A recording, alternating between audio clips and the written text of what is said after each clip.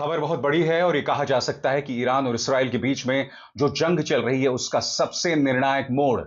जैसे कि आप इन तस्वीरों में देख सकते हैं, अमेरिकी राष्ट्रपति डोनाल्ड ट्रंप ने जी7 की बैठक को बीच में ही छोड़ दिया है, बीच में ही रद्द कर दिया है। बताया जा रहा है कि वो अमेरिका इसलिए लौट रहे हैं क्योंकि वहां पर वो एक राष्ट्रपतीय अध्यादेश पर दस्तखत करेंगे, जिसके जरिए अमेरिका औपचारिक तौर पर इसराइल और ईरान युद्ध में शामिल हो जाएगा। यानी कि अमेरिका कहीं ना कहीं इसराइल और ईरान युद्ध में कूद रहा है, बावजूद इसके कि इसमें अमेरिका के लिए जबरदस्त खतरे हैं। मैं आपको बताना चाहूंगा, राष्ट्रपति डोनाल्ड ट्रंप के परम मित्र हैं टकर कार्लसन। ये वो पत्रकार हैं जिन्होंने डोनाल्ड ट्रंप का हमेशा से समर्थन किया। उन्होंने चेतावनी दी है कि अगर डोनाल्ड ट्रंप इसराइल ईरान युद्ध में घुसे तो ये अमेरिका के खात्मे की शुरुआत है। ये चेतावनी दी है टकर कार्लसन ने। क्या डोनाल्ड ट्रंप उनकी बात को मानेंगे या फिर आने वाले दिनों में वो उस राष्ट्रपति अध्यादेश पर दस्तखत कर देंगे जिसके जरिए अमेरिका औपचारिक तौर पर ईरान और इसराइल के युद्ध में शामिल हो जाएगा? उससे भी बड़ी बात यह जानना बहुत जरूरी हो जाता है दोस्तों कि अमेरिका के अंदर आखिर कौन है जो डोनाल्ड ट्रंप को ब्लैकमेल कर रहा है और किस बात को लेकर ब्लैकमेल। आपकी स्क्रीन पर ईरान के धर्मगुरु खामेनी। खबर यह आ रही है कि खामेनी की हत्या करने के लिए डोनाल्ड ट्रंप पर दबाव बढ़ रहा है और यह दबाव सिर्फ इस्राएली प्रधानमंत्री बेंजामिन नेतन्याहू नहीं डाल रहे हैं। अमेरिका के अंदर उनके पार्टी के कई लोग, कट्टरपंथी लोग लगातार कह रहे हैं कि खामेनी की हत्या को गो अहेड यानी हरी झंडी दो। इसका असर क्या पड़ेगा इस पूरे इलाके पर, आप और हम उसकी सिर्फ कल्पना ही कर सकते हैं। मगर ईरान के धर्मगुरु आयतुल्लाह खामेनी को भी इस बात का अंदाजा है कि उनकी जान खतरे में है। 13 जून का एक वीडियो अब जाकर सामने आया है जिसमें वो अपने देश की जनता को कह रहे हैं कि मैं जानता हूं कि मेरी जान को खतरा है और मैं ये भी जानता हूं कि मुझे मारने की कोशिश की जा रही है, मगर अगर मैं चला भी जाऊं, यानी कि अगर मेरी हत्या भी हो जाए, तो यह आंदोलन रुकेगा नहीं क्योंकि मेरी जान ज्यादा जरूरी नहीं है। मैं आपको बतलाना चाहता हूं खामेनी ने क्या कहा।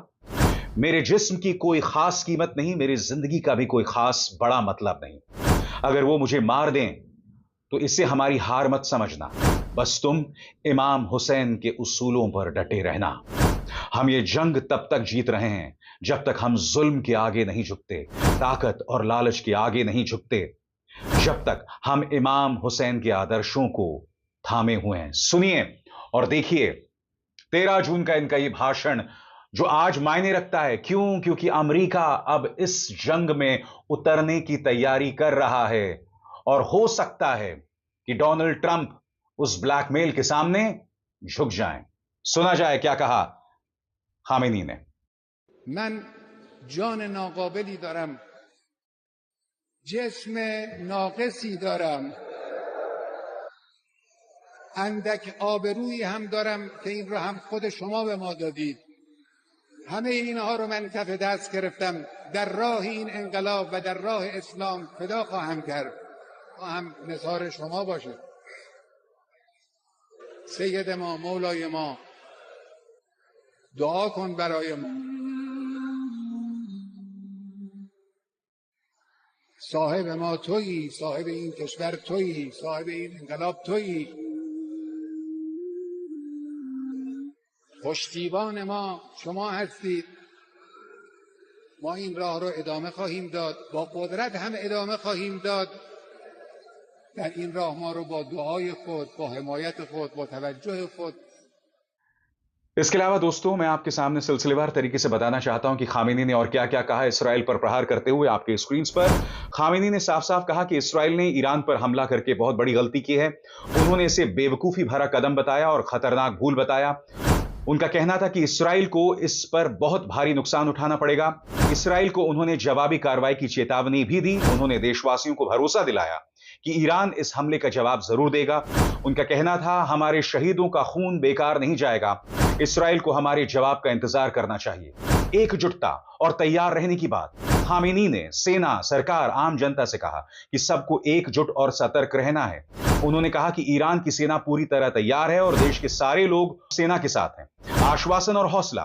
उन्होंने जनता को हिम्मत रखने की बात कही और भरोसा दिलाया कि ईरान कमजोर नहीं है। उन्होंने कहा, हमारे दुश्मन ने हमें कमजोर समझने की गलती की, लेकिन हम मजबूती से उसका सामना करेंगे। इसराइल को भी चेतावनी दी उन्होंने। खामेनी ने कहा, इसराइल ने अपने लिए बहुत बुरा वक्त बुला लिया है, अब उसे हमारे जवाब का इंतजार करना चाहिए। मगर सबसे बड़ी बात, एक तरफ इस बात को लेकर सुगबुगाहट, क्या अमेरिका इस जंग में उतरने वाला है, और दूसरी तरफ आपकी स्क्रीन पर बीबीसी की एक खबर, यह खबर मैं आपको कल दिखा चुका हूं दोस्तों, और यह खबर क्या कह रही है कि ट्रंप से कहा गया कि वो ईरान के सुप्रीम नेता को मारने में मदद करें, जिसे ट्रंप ने पहले इनकार कर दिया था।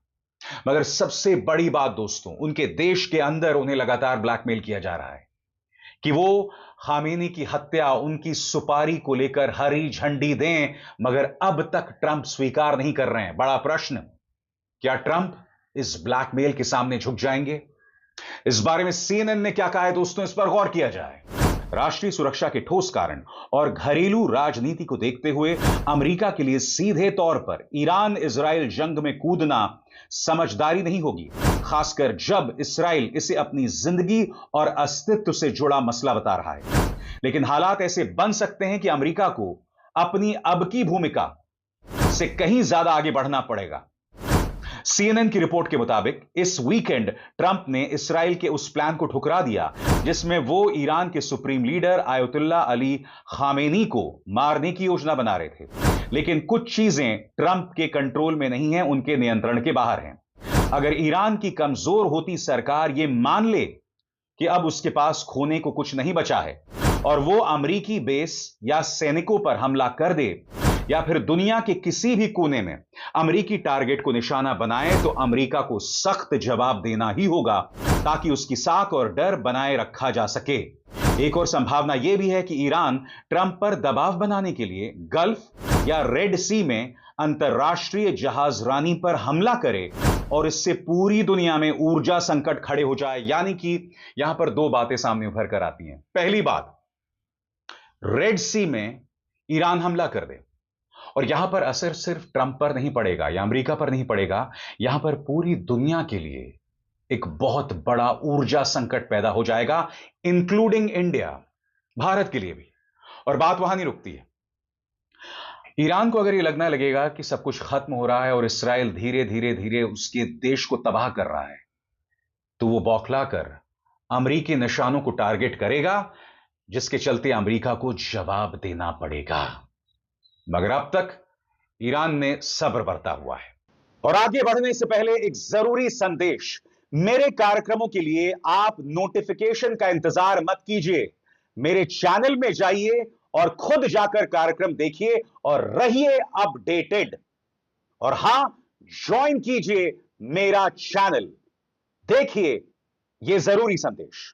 स्वतंत्र और आजाद पत्रकारिता का समर्थन कीजिए, सच में मेरा साथी बनिए। बहुत आसान है दोस्तों, इस ज्वाइन बटन को दबाइए और आपके सामने आएंगे ये 3 विकल्प, इनमें से एक चुनिए और सच के इस सफर में मेरा साथी बनिए।